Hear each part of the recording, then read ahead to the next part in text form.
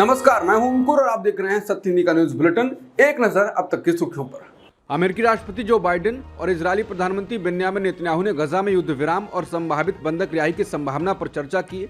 हालांकि नेतन्याहू ने युद्ध विराम की संभावना से इनकार कर दिया। व्हाइट हाउस के प्रवक्ता जॉन किर्बी ने कहा कि अमेरिका और इजरायली सरकारें ऐसे संभावित अस्थायी विरामों पर संपर्क में रहेंगी और बाइडेन और नेतन्याहू आने वाले दिनों में बातचीत जारी रखने पर सहमत हुए हैं। हालांकि असलियत ये है कि अमेरिका के तमाम शहरों में फिलिस्तीन के समर्थन में प्रदर्शन हो रहे हैं। शनिवार और रविवार के प्रचंड प्रदर्शनों ने अमेरिकी सरकार को हिला दिया है। यही हाल इजराइल में भी है। वहां के प्रधानमंत्री बेन्यामिन नेतन्याहू अपनी लोकप्रियता खो चुके हैं। तमाम सर्वे में बताया गया है कि यहूदी अब उनका इस्तीफा चाहते हैं। 3 दिनों पहले तेल अवीव में उनके घर के बाहर और इजरायली सैन्य मुख्यालय के बाहर प्रदर्शन हुए हैं। फिलिस्तीनी मीडिया की रिपोर्टों के मुताबिक इजरायली सैनिक कब्जे वाले वेस्ट बैंक के कई इलाकों में घुसे हैं। इनमें जेनिन कैंप और तुलकार्म क्षेत्र शामिल हैं। 7 अक्टूबर को इजरायल पर हमास के हमले के बाद से वेस्ट बैंक में हिंसा तेजी से बढ़ी है। फिलिस्तीनी लड़ाकों के गजा से इजरायल की तरफ रॉकेट दागने और गजा में सैन्य अभियान चला रहे इजरायली सैनिकों पर हमले करने की रिपोर्टें हैं। इजरायल के प्रधानमंत्री बेन्यामिन नेतन्याहू का कहना है कि जंग खत्म होने के बाद अनिश्चित काल के लिए गजा पट्टी की पूरी सुरक्षा की जिम्मेदारी इजरायल के पास होगी। नेतन्याहू ने अमेरिकी चैनल ABC न्यूज को दिए एक इंटरव्यू में ये कहा। इस इंटरव्यू में उन्होंने हमास के कब्जे से बंधकों को छुड़ाए जाने तक युद्ध रोकने की मांग को पूरी तरह खारिज कर दिया। हालांकि नेतन्याहू ने यह भी कहा कि यह संभव है कि मानवीय कारणों से जंग को थोड़ी देर के लिए रोका जाए। संयुक्त राष्ट्र महासचिव एंटोनियो गुटेरेस ने कहा है कि गजा पर इजरायल का युद्ध फिलिस्तीनी इलाके को बच्चों के लिए कब्रिस्तान में बदल रहा है। उन्होंने ये बात तब कही जब 1 महीने के हवाई हमलों और तोपखाने बमबारी में मारे गए फिलिस्तीनियों की संख्या 10,000 से अधिक हो गई है, जिसमें 4,000 से अधिक बच्चे भी शामिल थे। गुटेरेस ने कहा, नागरिकों की सुरक्षा सर्वोपरि होनी चाहिए। हमें विनाश के इस क्रूर, भयानक, पीड़ादायक अंत से बाहर निकलने का रास्ता खोजने के लिए अब कार्रवाई करनी चाहिए। यूएन ने फिर से फौरन मानवीय युद्ध विराम का आह्वान किया। हालांकि इजरायल जिद पर अड़ा हुआ है।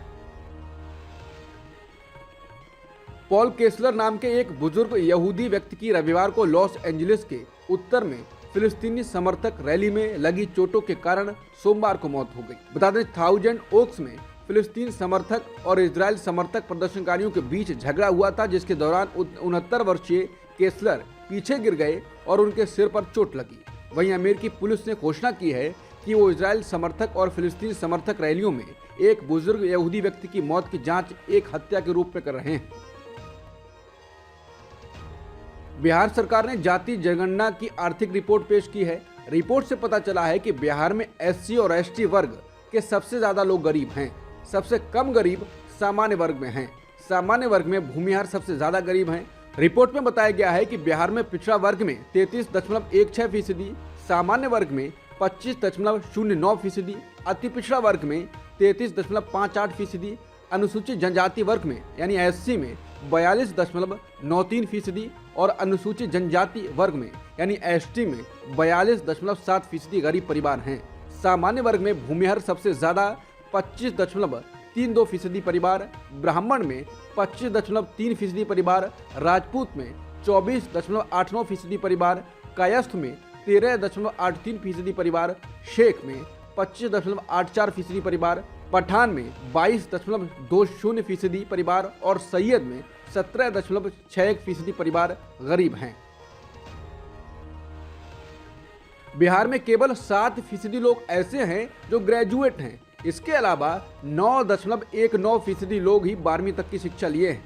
इस साल के शुरू में राज्य में जाति जनगणना कराई गई थी और इसके नतीजे पिछले महीने ही आए थे।